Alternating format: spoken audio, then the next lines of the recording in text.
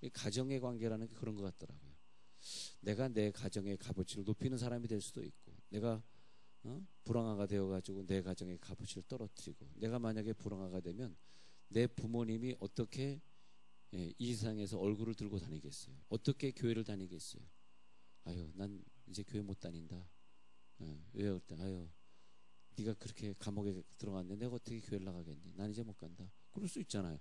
그래서 이 값어치가 참 중요합니다. 그래서 이 우리 가정의 값어치를 높이기 위해서 너희 부모에게 순종하라. 자녀들은 순종해야 되고, 또 아버지와 그리고 어머니는 또 공경해야 되고, 그럼으로써 너가 땅에서 장수하고 잘 된대요. 그러니까 우리들의 값어치가 높아지니까 땅에서 잘 되고 장수하고, 또 아비들은 어떻게 너희 자녀들의 값어치를 높여주기 위해서 자녀들을 노엽게 하지 말고 뭐로 가르쳐라? 주님의 교훈과 훈계로 잘 가르쳐라. 계속 그 아이들에게 성경 말씀을 계속 집어넣잖아요. 그러면 그 치료의 광선이 돼가지고 그 믿음은 들음에서 나며, 귀로 들으면 자기가 안 듣는 것 같지만 귀는 열려 있으니까, 안 듣고 싶어도 열려 있으니까 계속 그런 얘기를 들으면 나중에 그것이 그를 치료하고 그 세상에서 걔가 성공하도록 해 주시는 거죠.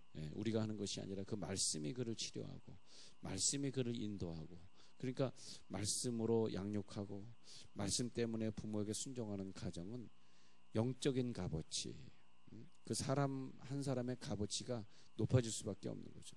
듣든지 말든지 계속 얘기하시기 바랍니다. 계속 하나님의 말씀 얘기하고, 좋아하든지 싫어하든지 그냥 모여가지고 가정재단을 쌓고, 그 가정의 값어치는 가정재단 안 쌓는 값어치하고 비교할 수가 없어요. 엄청난 값어치를 가지게 됩니다. 그래서 우리가 이 세상에서 어떤 값어치를 가지고 살아야 되겠는가. 똑같은 어머니가 돌아가셨지만은 오래전에 미국의 저 서부 버지니아 주에 있는 자비스라는 자매가 자기 어머니가 돌아가시는 날 너무 슬퍼서, 그래서 카네이션 꽃 한 송이를 어머니의 친구들에게 골고루 선물하고 달아줬다고 합니다. 그러면서 어머니의 죽음을 기념했다고 해요. 그리고 미국에서 나중에 그것을 기념해가지고 어머니 날을 만들게 되었고, 우리나라도 1970 몇 년도에 75년도인가 몇 년도에 우리나라도 미국을 따라서 어머니 날을 하자. 그래서 어머니 날을 만들게 되었고, 또 우리 한국교회에서는 한국장로교 총회에서 어버이 주일을 하자. 우리는 어버이날은 다 주중에 만날 테니까 어버이 주일로 하자 그래가지고 어버이날이 지난 다음, 그러니까 5월 둘째 주입니다. 항상 5월 둘째 주가 어버이 주일이 되는 것입니다. 어버이 주일. 그래서 그 어버이날 또 어버이 주일이 탄생했기 때문에, 그래서 우리들이 더 어른들을 공경하고, 그런데 그 어른들을 공경한다, 그분의 불신자라 할지라도 왜 공경해야 되냐 하니까 참 감사한 것이, 자, 나는 여러분들 예수 믿는 사람들이잖아요. 근데 여러분 부모님 예수 안 믿는 사람이든 믿는 사람이든 왜 똑같이 우리가 공경해야 되냐. 그러니까 그분이 아니었으면 우리가 이 세상에 태어날 수가 없었잖아요. 그죠? 그분이 아니었으면 우리가 태어날 수가 없었다고. 그러면 못 태어났으면 어떻게, 이 세상에 얼마나, 여러분 애가 태어날 때 신비로 어떻게 이렇게 생명이 내 몸에서 나왔지? 그래서 사실 남자는 우리끼리 인간도 아니에요. 생명을 낳을 수 있는 여자가 진짜 인간이라. 그렇잖아요. 여자가 자기 몸에서 생명을 딱 잉태하고 애를 딱 안았을 때, 어떻게 이런 생명이, 꿈틀거리는 생명이 나를 통해 나왔을까? 또 인간으로 우리 태어나게 해주신 게 얼마나 어쨌든 감사합니까? 이 세상을 마음껏 누리고 마음껏 먹을 수 있게. 더군다나 우리는 더 감사한 게, 우리가 태어나지 않았으면 천국을 갔겠냐고요. 그 부모님을 통해서 내가 태어나지 않았으면, 비록 그 부모님이 불신자라 할지라도 우리가 태어나지 않았으면 어떻게 우리들이 천국을 갔겠어요. 그래서 어버이날 생각해보면 우리를 이 땅에서 태어나게 해주신 것만 해도, 그분이 때로는 불황아 같은 부모님이라 할지라도, 집 나간 부모님이라 할지라도 너무 감사하더라고요. 그래서 네 아버지 어머니를 공경하라 그랬습니다. 네 아버지를. 물론 이제 6장 1절에 보면 에베소 보고 있어요. 6장 1절에 주 안에서, 그래서 주 안에서 공경하되 뭐 범죄하라 그런 그 부모님을 가담하고 그러지는 마라. 주 안에서, 주님 안에서 공경해라. 주님 안에서 공경하기 때문에, 우리가 주님 안에 있기 때문에 불신자라 할지라도 공경해라, 그렇게 말하고 있습니다. 주님께서는 그 어떤 부자 청년이 와서 계명이 무엇입니까? 우리를 위한 계명이 무엇입니까? 계명은 10가지가 아니라 2가지다. 그러면 첫 번째는 내 마음을 다하고 목숨을 다하고 뜻을 다하여 주 너의 하나님 아버지를 사랑하라. 두 번째는 이것이니 내 이웃을 내 몸과 같이 사랑하라. 그랬습니다. 그러니까 2가지 계명을 주님 말씀하셨는데, 첫 번째는 하나님 아버지를 향하여 지킬 계명, 두 번째는 사람 사이에서의 지킬 계명. 그리고 10계명에서는 1, 2, 3, 4계명은 하나님 아버지를 섬기는 계명, 5계명에서 쭉 인간을 향한 사랑의 계명 중에서 5계명이 바로 네 부모를 순종하라. 네 부모에게, 네 부모를 순종하라, 공경하라. 그래서 1계명은 하나님 아버지를 향한 대표적인 계명, 5계명부터는 인간 계명인데, 5계명에, 그러니까 5계명부터 6가지 계명 중에서 첫 번째 계명은 인간에게 할 계명. 그러니까 첫 번째 계명이죠. 부모에게 할 계명이 인간에게 할 계명에서 첫 번째 계명인데, 그렇기 때문에 하나님에게도 첫 번째 계명, 부모에게도 첫 번째 계명이 되다 보니까 대표적 계명이 뭐냐? 부모에게 먼저 잘해야 된다는 것이 가장 먼저 우선된 첫 번째 계명이다. 자, 우리가 인간이 태어나자마자, 이것이 왜 첫 계명이 되냐? 태어나자마자 먼저 우리는 누굴 만나냐? 그러니까 하나님을 만나요. 인간이 태어나야 만나는 거지, 태어나지 못하고 뱃속에 있다가 사생아가 되면은, 그러면 하나님을 만날 수 없잖아. 그래서 우리가 태어나면서 만나는 분이 하나님이시고, 태어나면서 만나는 분이 부모님입니다. 예, 그렇잖아요. 태어나면서 자기 동생을 만나는 건 아니잖아. 동생은 아직 안 태어났으니까. 말이 안 되네. 복잡하네요. 복지로 나간다는 게 말이에요. 복지로 나간다는 게 좀 어느 정도 우리가 좀 과거로 좀 거슬러 올라갈 필요가 좀 있습니다. 너무 이것이 이제 좀 너무 공론화되고 막 표면화되다 보니까 이게 진정한 복지인가?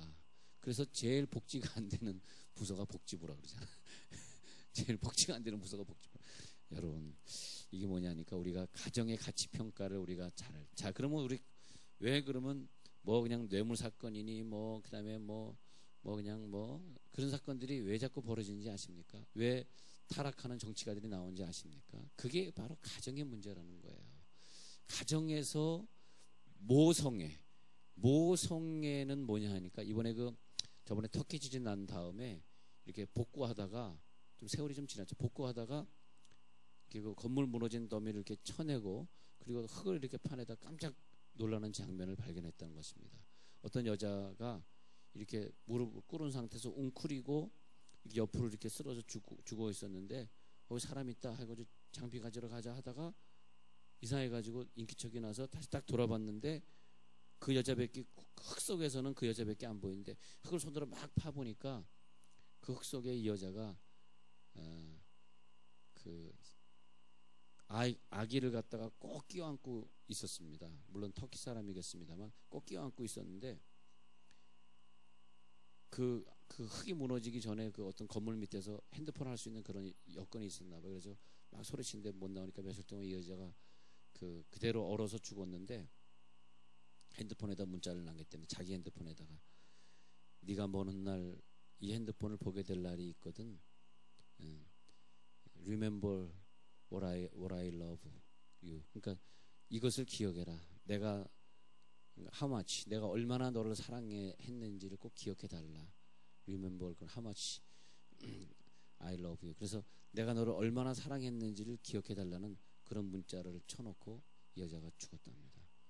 그 아이를, 살아난 아이를 건져내면서 그 구조대원들이 많이 울었답니다. 이것이 바로 모성애구나. 근데 그 모성애의 사랑을 우리가 받잖아요. 모성애의 사랑을 받고 자란 사람, 즉 가치가 있는 그 가정에서 자란 아이들은 정치인이 되든 뭐 의사가 되든 교사가 되든 사업가가 되든 뭐가 되든지 간에 정직하고 깨끗한 사람이 된다는 거죠. 어릴 때 사랑을 충분히 받았기 때문에 그 돈의 사랑을 더 받아야 되고 불법의 사랑을 더 받아야 될 필요가 없다는 거죠. 그것이 뭐냐? 그것이 우리가 이루어야 될 사회입니다. 사회. 그래서 우리 교회에서는 어린아이들부터 말씀 교육을 잘 시키고 정직하게 사는 훈련을 시켜놓는 게 진정한 국가에 대한 충성이다. 나 국가에 충성하다 가고 싶습니다. 충성하다 가고 싶어. 국가에. 나는 공무원은 아니지만 공무원 같은 일을 하잖아. 여러분들이 드린 헌금을 제가 예산을 분배하니까 저도 교회적으로 보면 공무원이잖아요. 근데 좋은 공무원이 뭐냐니까 우리 아이들 때 아이들 교육을 잘 시켜요. 어떻게 잘 시켜요? 사랑으로.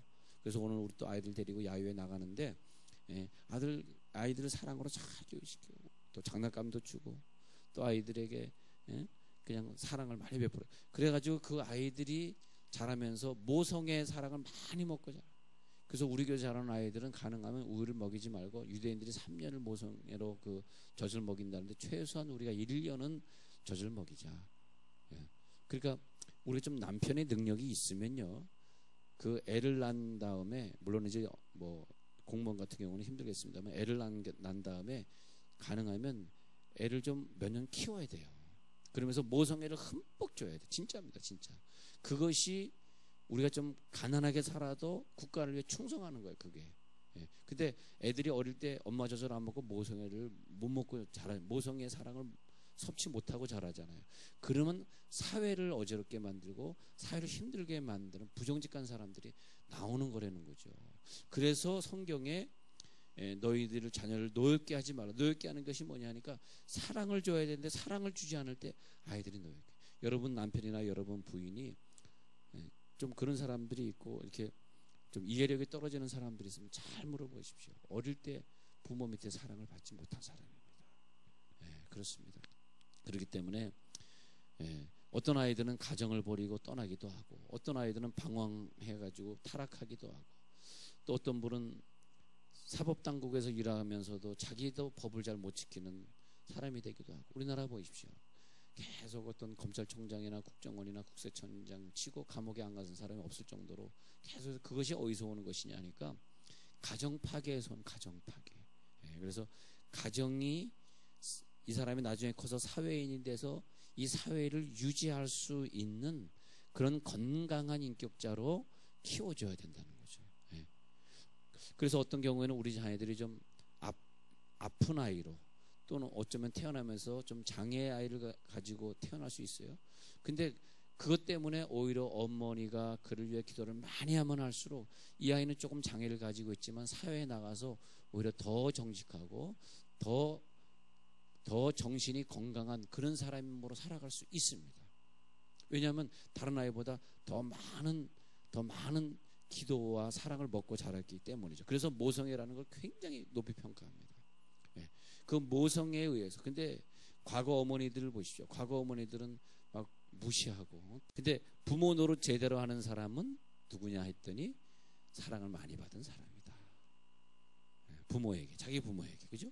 그 사람이 또 자식을 사랑할 수 있는 부모 노릇 잘하면서. 그래서 성경에 보니까 땅에서 장수하리라. 6장 3절에 땅에서 장수하리라. 그러면 그 가치 있는 가정에서는 뭐냐?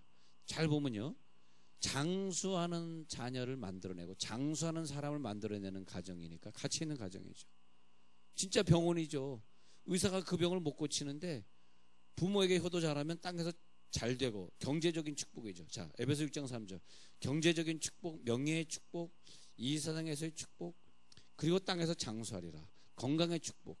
누가 이런 어떤 사업가가 이런 물질을 주겠으며 어떤 의사가 이런 건강을 주겠어요. 할렐루야.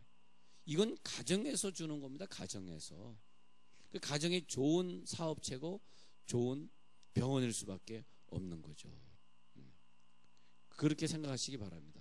그런데 이북의 사람들은 총살당하고 굶어 죽고 하니까 우리가 평균 연령이 여자가 79세라면 이북 사람 평균 연령이 30을 넘지 못해요. 웬만하면 총살당하고 죽고 굶어 죽고. 왜 그럴까요? 한 40살 정도 차이가 납니다. 이북은 뭡니까?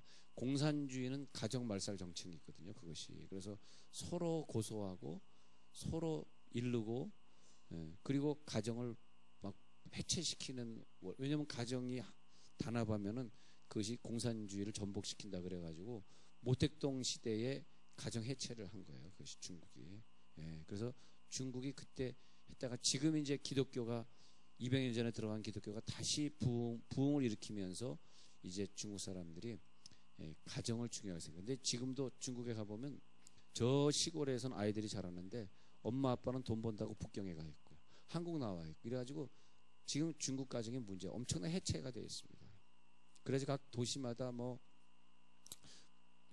또 여자들이 돈을 잘 버니까 여자들이 발 마사지 한다고 저 심양에 가 있고, 또 그냥 애들하고 아빠는 또 시골에 와 있고 시골에서 그냥 또 백수로 놀고 있고 이러다 보니까 엄마는 엄마대로 바람피고 또 아빠는 아빠대로 바람피고 이래가지고 지금 중국의 사회 문제가 엄청나게 큽니다. 이것이 뭐냐면 가정 해체에서 오는 거죠. 여러분 가정을 꼭 세우시기 바랍니다. 이 어버이 주일에 부모님을 꼭 공경하시기 바랍니다. 그래서 부모님을 공경하는 사람, 그래서 그 부모를 공경함으로써 우리 가정에 장수자가 나오고 물질의 축복자가 나오고 그것을 꼭 이어가시길 간절히 축원합니다. 제가 기도하고